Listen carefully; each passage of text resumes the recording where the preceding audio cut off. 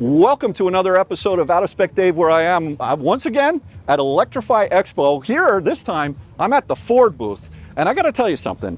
You know, everyone thinks Tesla's king, right? And for a lot of reasons they are. Last year, Tesla was not at this event. This year they are. And it's not just the local little Tesla dealership or whatever you call it here. It's corporate that's here. And they're stepping up the actual commitment of advertising. You remember when Meet Kevin went over to and asked Elon at the corporate event, are you going to do advertising? Well, this is a form of it right here. But the thing that's really amazing is Ford last year, they were not at this event. And not only are they at this event, but they're at this event in a big way. And they're doing it two ways. Number one, they've got the touch of the local community with the Cars and Coffee event that I was invited to, which was before this event. And then we did a big parade over with all the Ford Mach-E's and the F-150 Lightnings, which was awesome. But then they're also doing it to touch all the people that are not Ford customers. So today, we're going to be meeting two really important people from Ford Motor. These are the men that are in charge of getting the product out there on the ground and touching the consumers. And I'm really psyched to meet with them. So stick with me. Let's learn about what Ford is doing to touch their customers and their prospects. So let's get into it.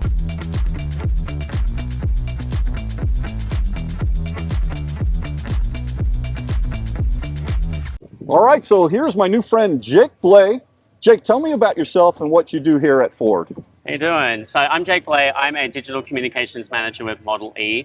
But what does that actually mean? We have a dedicated focus on customer engagement as existing customers. We know that they're out there in the community across brands, adopting our vehicles, the charging network, all of that. So we want to get closer to those people. And at Electrify Expo, how's that come to life? Well, with the Expo, we're partnered with our friends in the marketing department, and we show up in the morning. We do a dedicated Cars and Coffee with local associations. We know that our customers are out there and you know, they've got our first generation products. They are connecting with each other. They've built communities online, in person. So what better way to get them to come in, meet people that we have on the ground here at Electrify Expo. They can come in, they can meet Rob just over here. He's works on charging. That's actually one of our customers right over there, Mark Eakin. Yeah. But we have them come out. We've got the Mustang Mach-E 1400. So we give them an opportunity to meet Colette, the driver, jump into the vehicle. And they also get the opportunity to come out here and chat with people who are looking at the vehicles as well. Because what better way to learn about a Mustang Mach-E or an F-150 Lightning than someone who has been driving one for a while. No, absolutely. So, and not only that, you bring groceries too. You're grilling up burgers and hot dogs over there. We are. Well, you know, what other truck can do that? What other truck can run a grill? Oh yeah, that's true. You're running. Look at this, guys. It's running out here. You're running the grills right off the Ford, the F-150 Lightning, powering up the burgers right over here, and you know. This is living large in 2023, so that's great. Well, and so now the Cars and Coffee idea, which I love. I think that's a fantastic thing. What I also thought was amazing was you invited anyone to come to that. Yeah. Right. So not just a Ford owner or what have you, but anyone's welcome. And one of the things that I also just want to share with you is the spirit of Jim Farley, with him driving around in that F-150. And then the tweet the other day that he did with that blow-up castle, and it seems like that sort of spirit and culture is coming down to this event as well. And guys, let me tell you something. The dedication that they've had. I remember seeing this truck in San Diego last year. I mean, this is not inexpensive. I mean, cornhole's one thing, right? But when you bring all these different products here, and you've got all these different displays. It's just an amazing thing, and this is just part of what Ford is doing. Over there, you've got the drive with Colette in the Mustang Mach-E, the 1400, which I actually had the pleasure of riding in, and but you're getting people in the cars, and you're getting them to drive the cars, and what I would say is that, well, a lot of other OEMs are doing it as well. No one's doing it like you guys with freaking 7 motors in the car and smoke. We've got to show up. Like you got the F100 over here. It's a concept vehicle. Yes. You have the 1400, also a concept vehicle. Really, what we're doing here is showing what is possible with electrified powertrains. And then you see the whole setup we have, even the way we approach the Cars and Coffee with inviting anyone in, for us it's an experience. Being an electric vehicle is a broad community. They're in it together, it's a movement, and we know that. So for us, it's, all right, we want part of it. We want to be there with the customers, we want to learn from them, and we want to show up for them. You know, I'll leave you with this thought before we chat with your colleague over here who's got lots to say, is that, you know, when I think of Ford, I think of ticker symbol F. I think of a huge corporation. I think of something that is just untouchable. And then you have all these startups like Rivian, and I'll even throw Tesla in there as a startup, right? Because let's face it, they weren't around here 12 years ago. And what I like is that Ford realizes that no matter if you got hardware, or if you got software, it's all about the people, right? Absolutely. And that's the thing that you guys are doing, is you're getting out, you're talking to the people, and you're touching the people. So I commend you for that. Thank you so much. I really love it. So thanks for sharing what you're doing. Thank you. I can see it in your smile. I can see it in your. I'm part of the EV community. I drive a Mustang Mach-E GT myself. There you go. There you go. It's my favorite Ford. Wait a minute. You don't have a GT Performance? No, I live in Michigan. I need to. I can't do the summer tires. All right. You Yeah. know? But that suspension and that performance, you gotta get that. I know. But all right, cool. Well, good stuff. Thank you so much. Appreciate it. And I'm sure we'll be talking lots more. Thank you. All right. All right, so everyone, meet my new friend Reese, who's got, he won't tell you, but, because he's a very modest guy, but he's got a big job at Ford, and he's responsible for putting this event together. So tell me a little bit about yourself and your responsibilities at Ford, Reese. Absolutely. Hello, everyone. My name is Reese Hunt. I'm the Mustang Mach-E Launch Marketing Manager, and I get the awesome opportunity of generating demand for the Mustang Mach-E. It's an incredible product. I also get the opportunity to interface with different customers and to really hear their thoughts and opinions about the vehicle, reduce preconceived notions that may be incorrect, and also really take the opportunity to get your butt in the seat, to have you experience it, feel the exhilaration, the drive, the ride, and really understand why it earned the name Mustang and why it stands in a class of its own among EVs. You know, it's funny, the whole, hey, that's not a Mustang thing still is out there. It is. And what I tell people is, this is what I tell people when they challenge me on this. Dave, why did Ford come out with this completely new car and ruin the Mustang brand? And what I said to them was the belief that Ford and the commitment that Ford has made to this product, and by taking a marquee name such as Mustang and putting that brand on this car, it's not as if the gas car is going away anytime soon.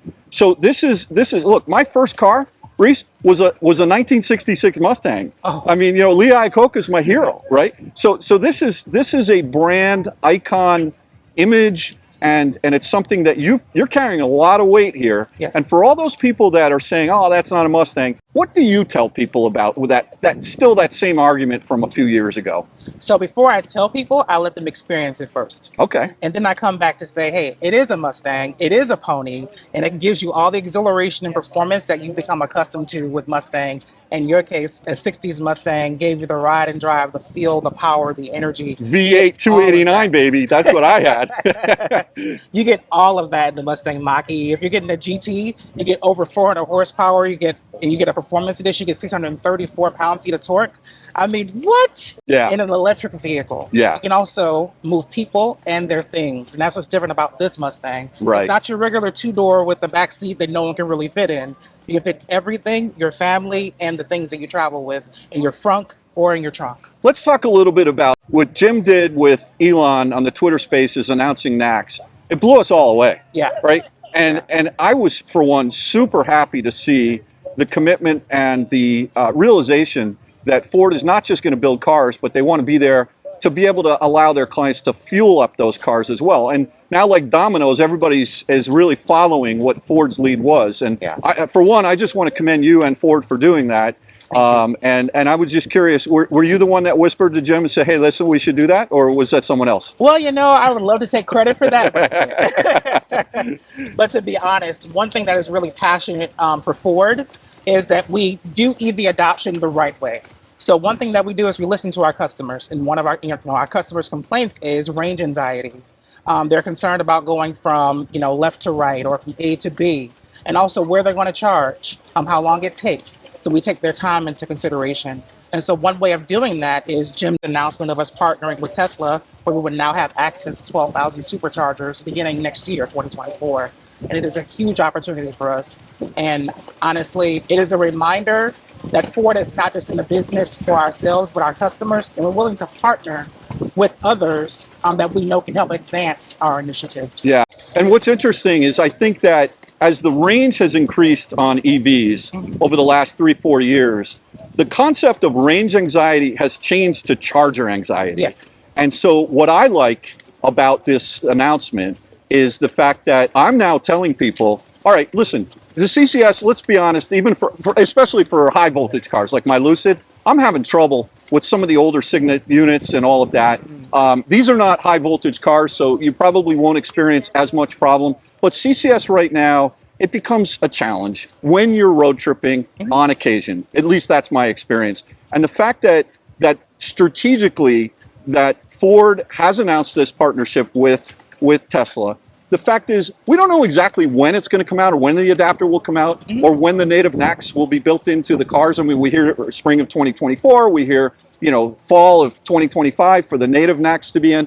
But the fact that they actually are announcing that and committing to that, I'm telling people right now, go out and buy a Ford today. Don't wait if you are thinking about getting an electric vehicle. Now, one of the other things that I think is important is fitting an EV into people's lifestyles, because we at Out of Spec have been making a lot of noise about road tripping. Yes. But I'd love to hear your thoughts about just daily driving an electric vehicle and having to charge it at your home or your apartment, and the education that goes into maybe if you're a two-car family, maybe you start with one as an EV. What are your thoughts on that? So great point. Great points all the way around, actually. So what's interesting is the first thing that customers often ask is where to charge and how to charge. In my case, I have a Mustang Mach-E. I have a charger level 2 installed in my home. So I plug it in before I go to bed at night. When I get up in the morning, it's fully charged. Yeah, just like your cell phone. Pretty much. Right? Right? And so what's interesting about that is what's unique to us about EVs is unlike gas stations where there's a sign that has a gas station posted, you don't see signs where EV chargers are. So one thing we have to do is map out, and something that our Ford Pass app currently does, it lets you know where all those chargers are, where the capabilities are. So when you're doing a road trip, all you have to do is plug in your trip into the navigation screen. It'll actually tell you where the chargers are. It'll remind you if your range is getting low to say 25 miles to empty. And it'll actually identify your closest charger that can give you a charge and give you worry-free, unstoppable travel. Right. Yeah, and I think that you said something earlier, butts and seats. Yes. And that's just not just about driving the car, Correct. But it's about understanding how you're going to fuel the car. Exactly. And let's talk just a little bit about dealers. Yeah. Because I've had experience, I have different range of experiences at dealers. Some dealers you walk in and they'll say, okay, you need to talk to Billy in the back. He's our EV guy, right? Yeah. He's our guy who really knows the EVs. Yeah. What is it that Ford is doing to empower your dealers to be much more knowledgeable and conversant? Because listen, so many people, when they're looking to buy an EV, what are they doing? They're going to Out of Spec Reviews, they're going to Out of Spec Dave, they're going to all these different YouTube channels, and they walk in the door super informed, and sometimes more informed than some of the salespeople, at least that I've run into. What's that challenge like for Ford, and how are you guys trying to overcome that? Great question. So what's unique about it is education. Educating not just our customers, but our dealers as well. Training is a big piece of it. So one thing that we're doing right now is dealers have a Model E, and they can opt in for Certified or Certified Elite, which allows them to have DC fast chargers, one installed customer facing if Elite, and the other one being public facing. And so what's unique to that is it allows pretty much for customers to learn about charging, where to charge, because that's really what it's about. It's awareness, it's understanding, it's reducing anything that you thought you knew that may be incorrect.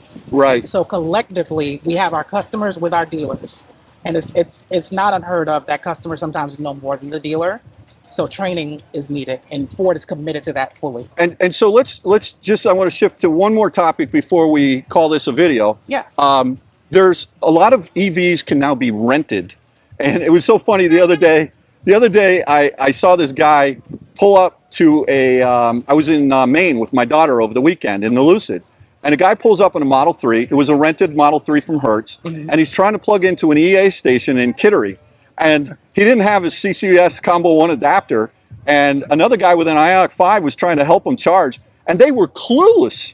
And I was like, I felt so bad for them. So if I rent a car, a Ford car from one of the rental agencies, what are you doing to educate the rental agencies to educate their people? Because it's not just the dealers now. And what's really amazing to me is I think a lot of people are going and renting cars and trying them out over an extended period of time to say, what would it be like to live with an EV, whether it's a Ford product or another product? I'm just curious if you've had an outreach to these rental companies as well. So that's a great question, and let me take that back to give you a little more information later on. But what I can tell you is, anytime you purchase a new EV, the dealer should be informing the customer of anything that any questions that they have, how you can charge. They often pair someone up with you to work with your installation, and also educate you on what you can and can't do with EVs. Right. And then you discover that there's almost nothing you can't do with an EV that you would have normally did with a gas engine. Yeah. And so it really is a big part of how we sell our vehicles. So when it comes to rental companies, they typically buy fleets of vehicles, but we always give them, hey, this is what you do. Right. Yeah. No, that's good. And then I think it's important for the rental companies to educate their employees. Absolutely. And so, I mean, look, we got a long way to go, and this is all good. Reese, I want to thank you so much. Thank you so really much. Appreciate you. See the handshake right there. That's out touching the people, touching the community. And I want to thank both of you guys for this insight here today. To me, I think Ford's doing things right, and I'm really excited about not only the products that they have and getting out and building great products and improving them over time, but I'm also, oh boy, it's so windy here. We got the look at this, things are falling down. Yes, I mean, it is. the banners are excited. Yeah, They're so I'm excited going about back in. what This Ford's is- doing this is here. a lot. But all kidding aside, I think it's important you need help? for Ford to realize it's not just about the products, but it's about the people, and it's about getting out there and touching the community. And being here at Electrify Expo on Long Island and committing to every one of the events that they're doing this year. I think there's a total of 7, and Ford has signed up. And last year, they weren't even here. So to me, that's forward thinking. Hats off to all of you guys, from the management all the way at the top. That's where the culture starts, all the way down to the lowest level employees. I think Ford is doing something right with electrification. I wish you guys the best of luck. Thanks again for watching another episode of Out of Spec Dave, and we'll catch you on the next one. Take care.